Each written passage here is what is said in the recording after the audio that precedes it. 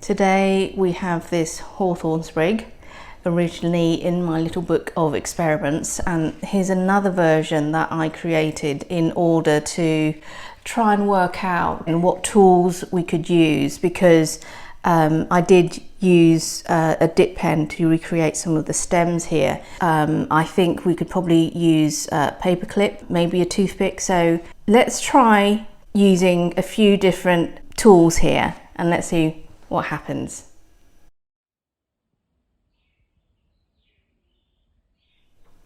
For the hawthorn, I don't want to be penciling in every single blossom or leaf. So what I'm going to do is basically indicate a rough area where the majority of the hawthorns are. It's kind of an oval, a round oval, and we've got a bit of a stalk happening here.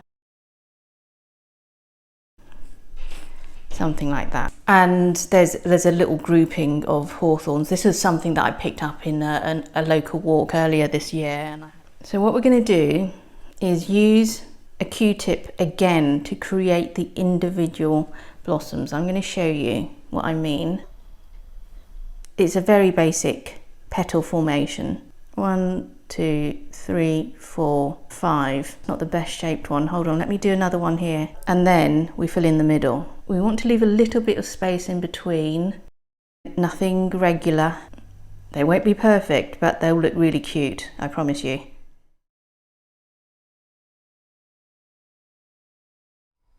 Now that we're getting towards the outer edges, where the blossoms will start sort of being seen on the side, and there's a bit of foreshortening happening, I'm just going to start using just single dips of the Q-tip, and then we're going to add another few fancy things.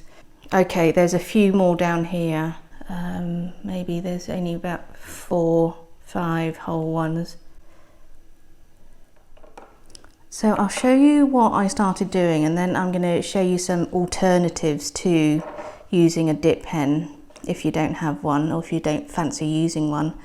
So the stems were basically, they're very delicate. Hawthorns come out in the spring, so I was adding them in sort of the background, and there are also hawthorn leaves in amongst some of these areas, and so the stems are literally kind of, if you can imagine, they're coming off a central stem and they're just going up through here like so.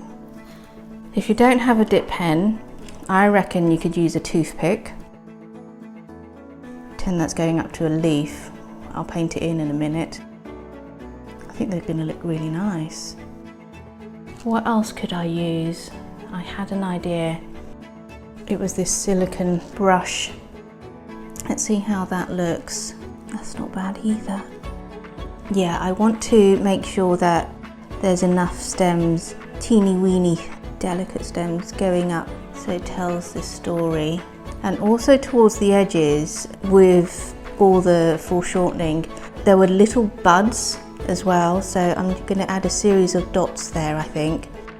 Tell you what, there was, I think it's the stamens, you know, the little tufty bits that come out of the flower. I gave my piece sort of suggestions. These smell lovely in the springtime when I go out for a walk, and the birds love the berries in the autumn. Right, I'm going to go back to using my dip brush.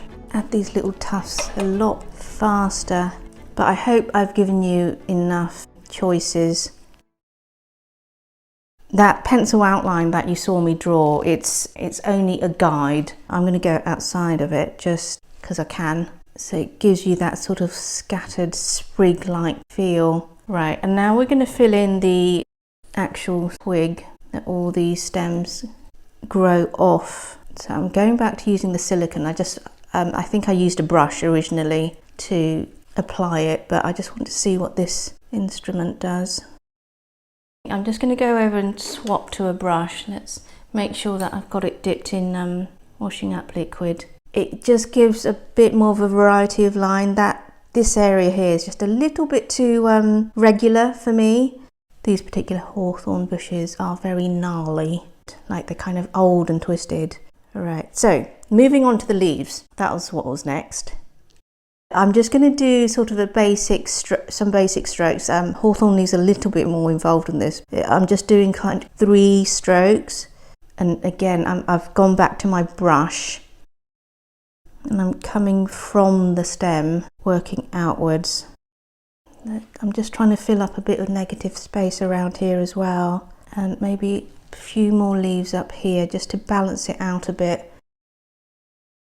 There is a bit of a space here which I'm not keen on, so I'm going to fill that with, just dab on a few more little areas of masking fluid just to break up some of that space.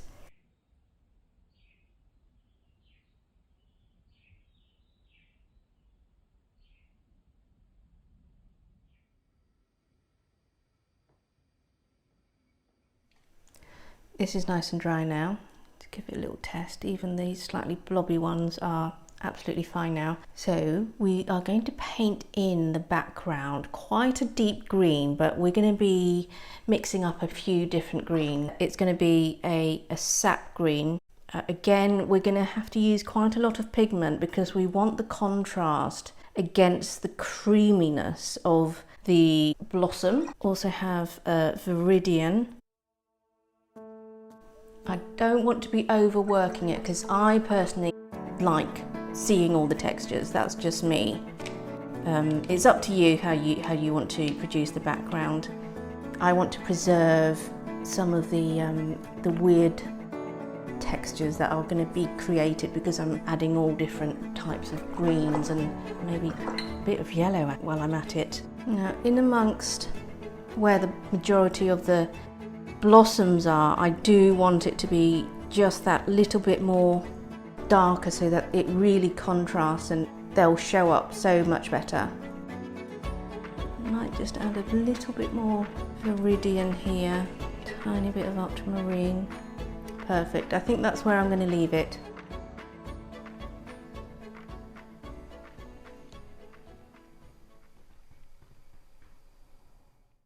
I was really careful about this one because there was an area here and here which was just taking forever to dry. So I've been very patient, but now it's time for my favourite part. Ah, fantastic. Now I am finding that removing the masking fluid today is much easier because it's a little bit cooler. So I'm thankful for that.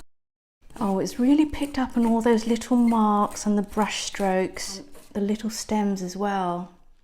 I'm going to add the middle part of the blossoms. It was a pale yellowy orange colour.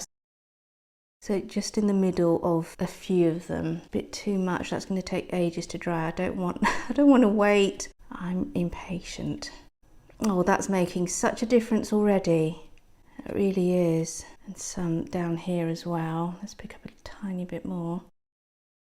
And now we are going to mix up a slightly lighter green, almost here. That's for the leaves and the stems. So we want it to be quite a bright greeny yellow. So I'm mixing up some of the sap green with the yellow and just adding it to some of the leaves, some parts of the leaves. I'm going to leave some of it white, just the very tips there. I think I'm going to add some of this yellow to the leaves just to echo that slight warmth. And we are going to fill in those stems in just a bit. Alright, stems. Now we only need to use the tip of our brush and just basically fill in the white areas. Don't be too heavy-handed because if you apply too much watercolour it will start reacting with the background, which we don't want. I think, just a few over here, and that's just enough green. That green is perfect just for picking out against the background. And now for a tiny bit of brown for the twig. Oh, that's too much. Let's water that down. That's better. Slight dabbing on of extra pigment just there, and that will diffuse very nicely. there were tiny little dots. I don't know what you call it. At the end of the stamens. Once I start doing it, you understand what I'm trying to say. So I'm not trying to create a perfect circle around these. I'm using an orange uniball. In one of my original versions, oh, I missed out a leaf. Oh, hold on. Must fill that in. Okay, now I'm happy. I used brown, but I felt that made it look knocked back a bit. So I wanted to add that extra super duper pop with some orange, and I personally think it works much better, but you might like to try brown. You know, I just suddenly thought what would have been nice if I splattered a bit of masking fluid using a toothbrush in this area here just to break it up. Never mind, I might do. But that might be something for you to consider as you watch this class. If you do, please post it in the gallery.